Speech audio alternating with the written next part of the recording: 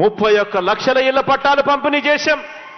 అందులో కడుతున్నవి అక్షరాల మరో 22 లక్షల ఇళ్లు ఈరోజు నిర్మాణంలో ఉన్నాయి.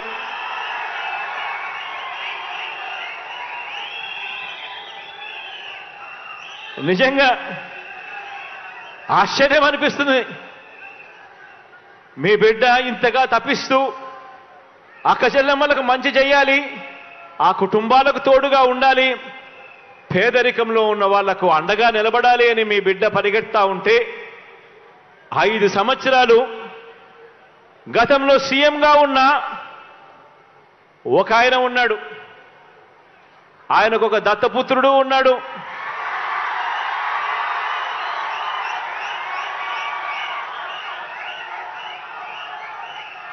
ఆ దత్తపుత్రుడు, ఆ దత్త తండ్రి ఇద్దరు కలిసి ఎన్నికలప్పుడు 2014లో ఇద్దరు కలిసి 2014లో ఎన్నికలప్పుడు వాళ్ళ ఎన్నికల ప్రణాళికలో వాళ్ళ మేనిఫెస్టోలో వాళ్ళు చెప్పిన మాట, ప్రతి పేదవాడికి 3 సెంట్ల స్థలం అందులో ఇల్లు కట్టిస్తాము అని చెప్పి మేనిఫెస్టోలో వాగ్దానం చేసి చివరికి కనీసం 1 సెంటు భూమి కూడా ఇచ్చిన పాపాన పోలేదు వీళ్ళిద్దరూ కలిసి. కానీ ఆనాడు మాత్రం ఆ దత్త తండ్రి అక్క చెల్లెమ్మలను, పేదవాళ్లను అడ్డగోలుగా మోసం చేస్తే ఈ దత్తపుత్రుడు ప్రశ్నిస్తానన్న వ్యక్తి కనీసం ఏ ఒక్కరోజు ప్రశ్నించకపోగా కనీసం కేంద్ర ప్రభుత్వానికి ఒక లేఖ కూడా రాయలేదు.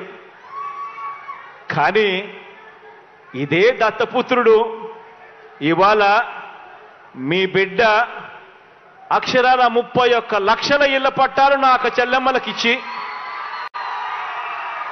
అందులో 22 లక్షల ఇల్లులు ఈరోజు మీ బిడ్డ కడతా ఉంటే అక్క చెల్లెమ్మల ముఖాలలో సంతోషాన్ని చూడడానికి ప్రయత్నం చేస్తా ఉంటే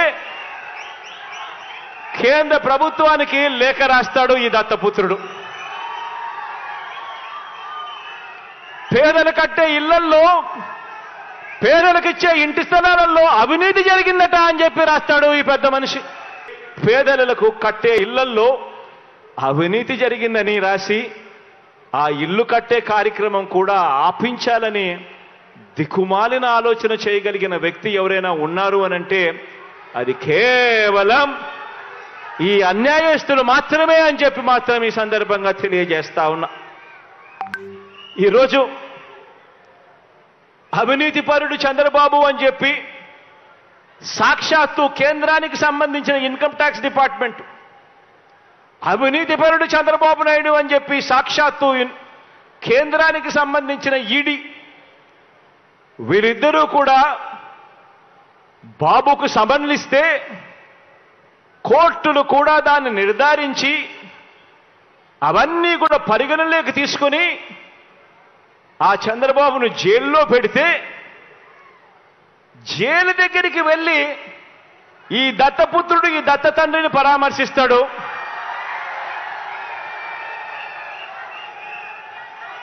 పరామర్శించి ఇంత అవినీతిపరుడు ప్రపంచంలో ఎక్కడా లేకపోయినా కూడా ఈ పెద్ద మనిషి చాలా మంచోడని ఈయన సర్టిఫికెట్ ఇస్తాడు. అక్కడేమో అవినీతి జరిగినా కూడా మాట్లాడాడు ఈ పెద్ద మనిషి. మన ప్రభుత్వం విషయానికి వచ్చేసరికి మాత్రం అవినీతి జరగకపోయినా కూడా అభాండాలు వేస్తా ఉన్నాడు ఈ పెద్ద మనిషి. ఆలోచన చేయమని అడుగుతా ఉన్నా. గతానికి ఇప్పటికీ మనుషులకు ఇప్పటికీ తేడా ఏమిటో గమనించమని అడుగుతా ఉన్నా.